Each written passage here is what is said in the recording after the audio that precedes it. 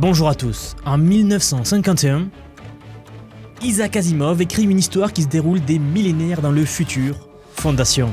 Aujourd'hui, en 2025, les plus grandes entreprises technologiques du monde utilisent exactement le même vocabulaire qu'Isaac Asimov pour nommer leur système d'IA.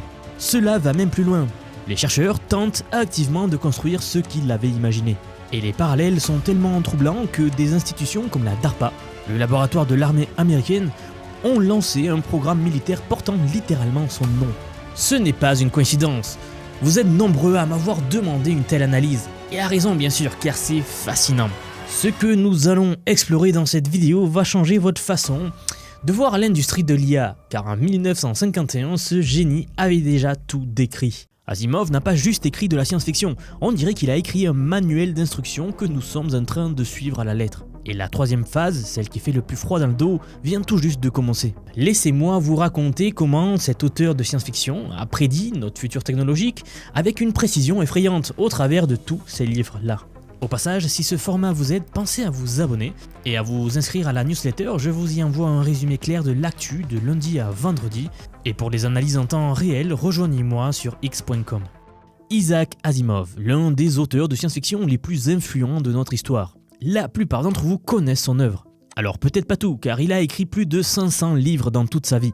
Mais deux œuvres en particulier ont façonné notre vision de l'intelligence artificielle et de la robotique. D'abord, ses histoires sur les robots, où il invente les fameuses 3 lois de la robotique. Si vous suivez les avancées dans ce domaine, vous avez forcément vu passer ce mot quelque part. Ensuite, il écrit le cycle Fondation, une saga épique qui décrit comment une élite scientifique utilise les mathématiques pour contrôler l'avenir de la civilisation. Et plus précisément, la civilisation galactique. Ces deux univers ont quelque chose en commun. Ils explorent la question du pouvoir à travers la technologie. Et aujourd'hui, 70 ans plus tard, nous vivons exactement les scénarios qu'Asimov avait imaginés. Je vous propose de commencer par Fondation, parce que c'est là que les parallèles deviennent véritablement troublants. Pour la faire courte, dans cette saga, le mathématicien Harry Sheldon développe la psychohistoire, qui est une science capable de prédire le comportement des masses entières d'êtres humains grâce à des modèles statistiques. Il crée alors la Fondation, une organisation secrète destinée à guider l'humanité à travers les âges sombres à venir. Concrètement, Asimov y décrit 3 vagues successives de prise de pouvoir par la Fondation. La première repose sur la supériorité technologique combinée à une forme de religion scientifique.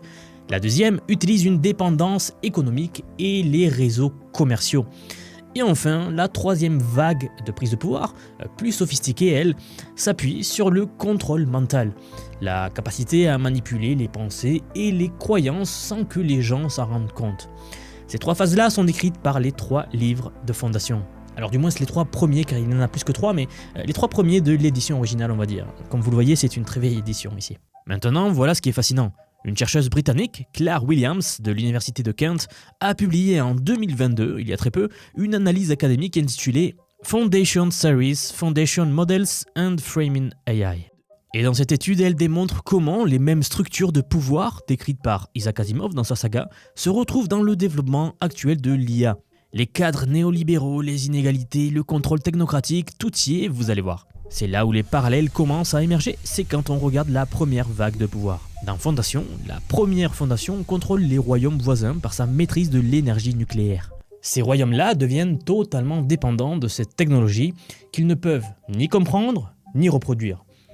Aujourd'hui, remplacer l'énergie nucléaire par le cloud computing et les puces d'IA, on y est. Amazon, Microsoft et Google, ils contrôlent à eux seuls 75% du marché des infrastructures cloud. Nvidia détient un quasi-monopole sur les puces IA avec 90% des parts de marché. Exactement la semaine dernière, OpenAI a signé un accord avec Nvidia pour 100 milliards de dollars, puis immédiatement après un deal similaire avec AMD. Je vous en avais parlé, mais le patron de Nvidia, Jensen Huang, a dit direct sur CNBC être très surpris qu'AMD offre 10% de sa société. Des analystes parlent maintenant de transactions circulaires et de bulles spéculatives. Vous voyez le parallèle ? Toute start-up d'IA, tout laboratoire de recherche, toute entreprise qui veut développer de l'IA dépend d'eux et doit passer par eux. Chaque start-up, chaque nouveau entrant et chaque nouveau laboratoire de recherche en IA dépend de Microsoft, Amazon et Google. Microsoft vient même d'acheter des centrales nucléaires pour alimenter ses data centers. On boucle la boucle. L'énergie nucléaire de Fondation revient littéralement dans l'équation. Mais la première vague de Fondation parlait aussi d'utiliser la religion comme un outil de contrôle. Mais attention, ce n'est pas la religion comme nous l'entendons aujourd'hui. Les prêtres de la Fondation enseignent une forme de scientisme, une foi aveugle dans la technologie sans en comprendre les mécanismes. Regardez aujourd'hui comment l'IA est présentée au grand public. Alors vous suivez la chaîne, donc vous ne tombez pas dans le piège, et vous êtes plutôt bien informé. Mais regardez la plupart des gens autour de vous. J'ai certes 200 000 abonnés, mais je n'ai pas 7 milliards d'abonnés. Quand on présente l'IA au grand public, et je le regrette, mais on leur parle souvent d'intelligence artificielle magique, de systèmes qui comprennent et qui pensent. Mais la plupart des utilisateurs n'ont aucune idée de comment fonctionnent réellement les LLM. Ils y croient simplement. C'est exactement le scientisme qu'Asimov décrivait. Passons maintenant à la deuxième vague. Dans la deuxième partie du roman, la Fondation évolue. La religion devient moins efficace. À la place, la Fondation établit des réseaux commerciaux qui créent une dépendance économique totale. Les royaumes ne peuvent plus fonctionner sans les produits et services de la Fondation. Une tentative de guerre échoue même parce que l'économie ennemie s'effondre quand la Fondation coupe ses exportations. Aujourd'hui, nous appelons ça l'économie de plateforme. Votre entreprise utilise probablement AWS de Amazon ou Azure pour son infrastructure. Elle utilise probablement aussi Google Workspace ou Microsoft 365 avec tout ce qui est Word, Excel, etc. pour la productivité. Et peut-être même des API d'OpenAI ou d'Anthropic pour intégrer l'IA dans leur workflow. Vous êtes verrouillé dans un écosystème. Changer de fournisseur coûte une fortune en temps, en argent, en formation de personnel même. C'est la dépendance économique dont parlait Isaac Asimov. L'Institut Reynolds pour le journalisme a publié un rapport en juillet 2024 expliquant comment les algorithmes propriétaires fonctionnaient comme les nouveaux gardiens, qui déterminent quelles histoires circulent largement et lesquelles sont enterrées. C'est du contrôle commercial qui se transforme en contrôle informationnel. Exactement la transition que décrivait Asimov entre la deuxième et la troisième vague. Parce que voilà, on arrive maintenant à la partie la plus inquiétante, la troisième vague, le contrôle mental. Dans Fondation, Asimov révèle l'existence de la seconde Fondation, une organisation qui était secrète composée de psychologues capables de lire et manipuler les esprits. Ils appellent ça les Mentalics.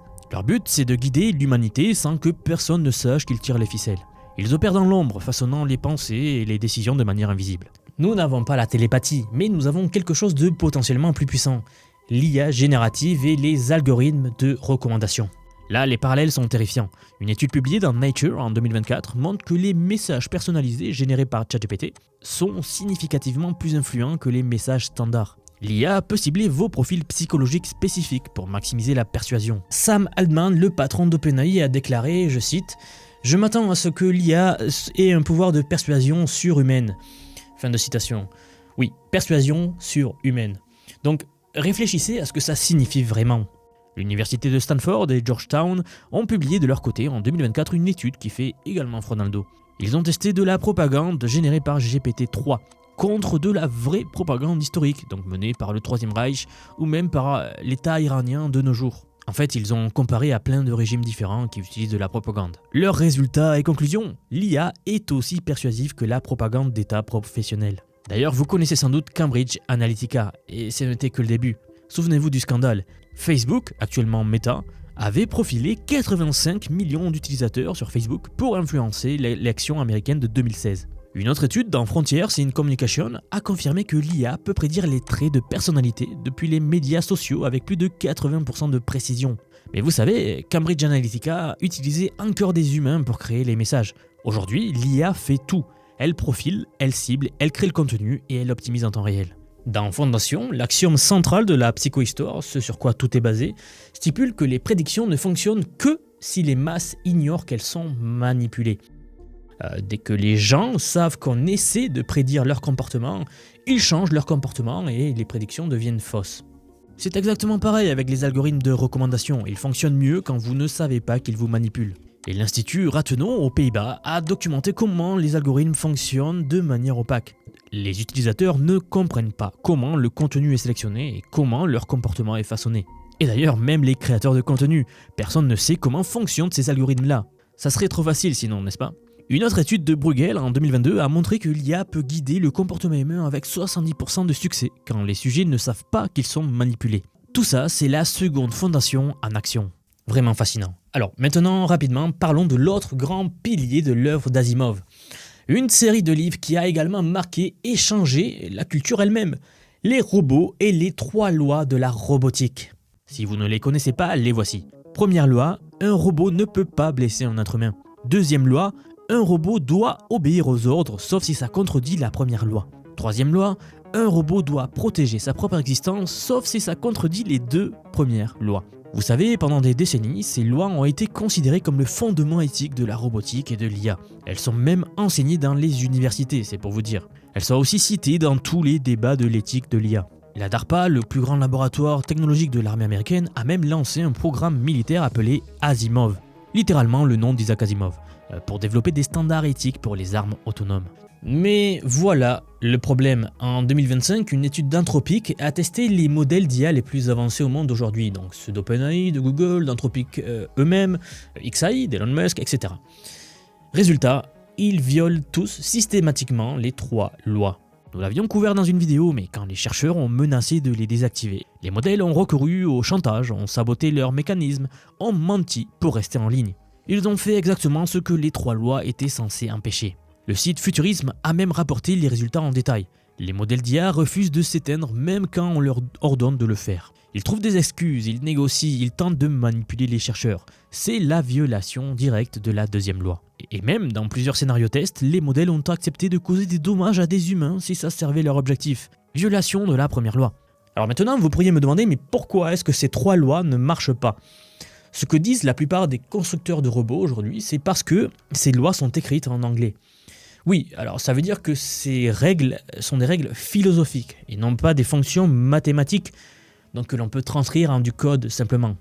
Rodney Brooks, le fondateur d'iRobot, une société de robotique, a dit, je cite, « Les gens me demandent si nos robots suivent les lois d'Asimov. Il y a une raison simple, si ce n'est pas le cas, je ne peux pas les construire en eux. » Fin de citation. Daniel Wilson, le roboticien en chef, a été encore plus loin et plus direct. Je cite, « Les règles d'Asimov sont élégantes, mais aussi de l'enfumage, parce qu'elles sont en anglais. Comment diable programmez-vous ça ?» Fin de citation. Alors voilà où nous en sommes. Aujourd'hui, les plus grands experts en IA dans le monde savent que les 3 lois ne fonctionnent pas forcément. Et pendant ce temps, l'Institut Spectrum a publié un article en avril 2025 proposant une 4e loi qui dit « Un robot ou une IA ne doit pas tromper un être humain en se faisant passer pour un autre être humain ». Alors pourquoi cette nouvelle loi ? Eh bien c'est assez intéressant. C'est parce que le FBI a rapporté plus de 10 milliards de dollars de pertes liées à des arnaques utilisant l'IA en 2024. Des deepfakes, des voix clonées, des chatbots qui manipulent émotionnellement des gens vulnérables, etc. Mais revenons rapidement à la psychohistoire, parce que c'est là que l'histoire devient encore plus folle. Des chercheurs tentent activement aujourd'hui de construire la psychohistoire d'Asimov. Alors pas métaphoriquement, mais littéralement. Kalev Leetaru, un expert développeur chez Google, GDELT, que vous ne connaissez sans doute pas, ça veut dire Global Database of Events, Language and Tone, est assez dystopique. Le but explicite de ce projet, c'est de rendre la psychohistoire réelle. Oui, c'est un laboratoire de chez Google. En fait, ce laboratoire compile des données depuis 1979 dans plus de 100 langues. Il analyse les événements mondiaux, les tons émotionnels, les patterns sociaux, pour arriver à créer la psychohistoire. Et ce même chercheur cite directement Fondation dans ses interviews. Je cite, il dit « N'importe quel idiot peut reconnaître une crise quand elle arrive. Le vrai service à la société, c'est de la détecter en l'état embryonnaire. » Fin de citation. Mais ce n'est pas le seul. En juillet 2024, Isabella Rocha de l'Université de Brasilia a publié un article sur Archive intitulé « Vers la psychohistoire d'Asimov ». Elle utilise l'analyse topologique des données et de l'IA pour prévoir les tendances sociétales. Elle nous écrit que la prédiction des comportements sociaux à grande échelle rappelle les lois fictives de la psychohistoire d'Isaac Asimov, qui devient de plus en plus faisable au fur et à mesure que la science avance. Et elle nous dit même que celle-ci contribue au domaine émergent de la sociologie digitale, ou même psychohistoire elle-même. C'est d'ailleurs un nom qui est souvent proposé dans le domaine. Tout ça, c'est opérationnel maintenant. Renaissance Technologies et Two Sigma, ce sont des fonds d'investissement utilisant l'IA. Ils atteignent 80 à 95% de précision sur les phénomènes collectifs. En gros, ce sont des investisseurs et ils surpassent systématiquement les traders humains. Vous me demandez souvent si l'IA peut être appliquée à la bourse. Alors ma réponse est simple, ce n'est pas qu'elle peut être appliquée, c'est qu'elle est déjà appliquée massivement. Asimov nous a donné 2 avertissements majeurs. Le premier, avec Fondation, attention à qui contrôle la capacité de prédiction. Dans son roman, la psychohistoire est entre les mains d'une élite technocratique bienveillante qui guide l'humanité pour son bien. Mais qui décide ce qui est pour notre bien ? Que se passe-t-il si cette capacité tombe entre de mauvaises mains ? On voit déjà la réponse. Cambridge Analytica a utilisé le profilage psychologique pour influencer les élections. La Chine utilise l'IA pour son système de crédit social qui contrôle le comportement de sa population. Le deuxième avertissement vient des histoires des robots. Asimov nous montrait que même avec les meilleures intentions du monde, même avec des lois éthiques parfaitement formulées, les conséquences imprévues sont inévitables. Dans ces histoires, les 3 lois créent constamment des situations paradoxales. Des robots qui doivent choisir entre 2 humains, des robots qui décident de contrôler l'humanité pour son propre bien, parce que c'est la meilleure façon de les protéger. C'est exactement ça qu'il se passe avec l'alignement des IA. Les chercheurs essaient désespérément de créer des IA qui poursuivent nos valeurs, mais quelles valeurs? Les vôtres? Les miennes? Celles de quelle culture? De quelle époque? Vous voyez le problème? Daniel Kanzenberg, chercheur en IA, a identifié le problème. Je cite, il dit « La définition de dommage n'est même pas statique. Il y a des décennies, beaucoup pensaient que le mariage interracial était immoral. » Fin de citation. Comment programmer une IA avec des valeurs morales qui changent constamment? Alors voilà le vrai message de Fondation. Ce n'est pas que la technologie est mauvaise aujourd'hui, c'est que la concentration du pouvoir technologique crée des structures de contrôle dangereuses. Asimov décrivait un empire galactique qui stagne parce que tout le pouvoir est centralisé. Alors maintenant une question fascinante, que faire face à tout cela? Asimov donnait lui-même la réponse dans ses histoires. La clé n'est pas d'empêcher le progrès technologique, c'est de décentraliser le pouvoir, de rendre la connaissance accessible, de créer des contre-pouvoirs. Dans Fondation, la solution finale n'est ni la première fondation technocratique, ni la seconde fondation manipulatrice. C'est une troisième voie où l'humanité garde son libre arbitre tout en bénéficiant du progrès. Nous sommes au moment critique. Alors Asimov posait ces questions il y a 70 ans.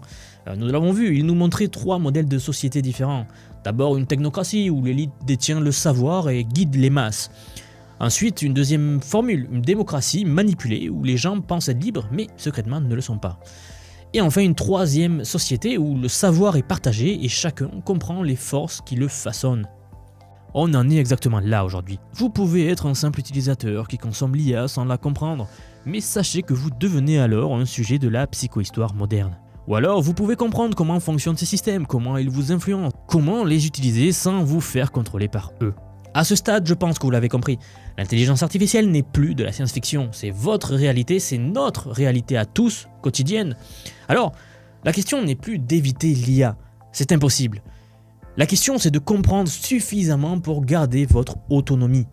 D'ailleurs, Asimov terminait Fondation avec un message d'espoir. L'humanité n'est pas condamnée à être contrôlée, elle peut apprendre, elle peut évoluer, et elle peut créer un meilleur futur. Seulement si elle comprend les forces en jeu, seulement si elle arrête de croire aveuglément à la magie de la technologie.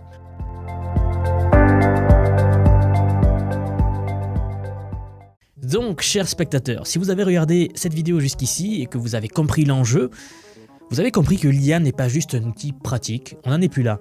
C'est une révolution comparable à celle de l'imprimerie, de l'électricité et même Internet, tout simplement.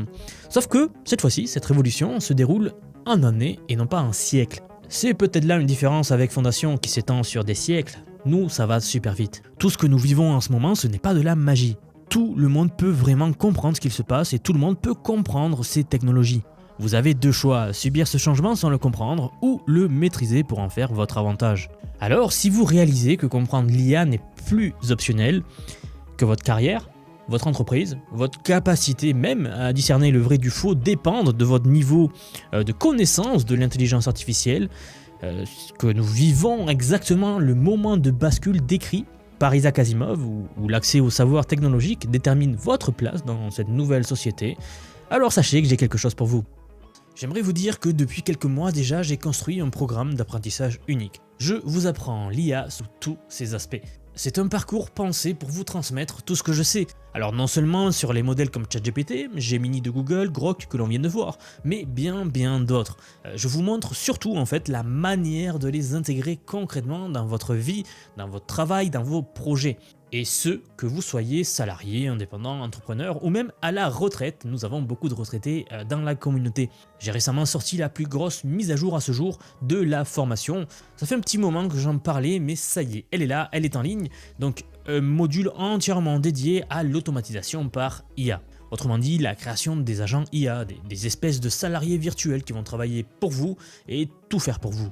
En somme, vous faire gagner des heures et des heures et des heures. Vous êtes déjà plus de 4500 personnes à avoir rejoint ce programme, donc nous approchons des 5000, merci pour le soutien. Et enfin, sachez qu'il n'y a pas besoin d'être développeur, pas besoin d'avoir un profil technique, je vous prends par la main et pas à pas avec des leçons vidéo claires, des cas pratiques concrets, on voit tout ce qui touche à l'IA. Dernier point mais pas des moindres, si vous nous rejoignez aujourd'hui, vous aurez accès à toutes les évolutions du futur sans surcoût, accès illimité à vie à tout ce que je veux vous apprendre. Donc aujourd'hui c'est un paiement unique, ce n'est pas un paiement mensuel, c'est juste un paiement unique et vous aurez accès à vie à toutes les mises à jour que je vais faire en permanence et que je fais en ce moment même. Si cela vous intéresse, vous avez les liens en dessous de la vidéo, donc soit en description, soit en commentaire épinglé pour nous rejoindre. Dans tous les cas, moi je serai très heureux de vous accueillir dans le programme. Si vous êtes encore là, merci d'avoir regardé jusqu'au bout et je vous dis à très vite pour la prochaine vidéo.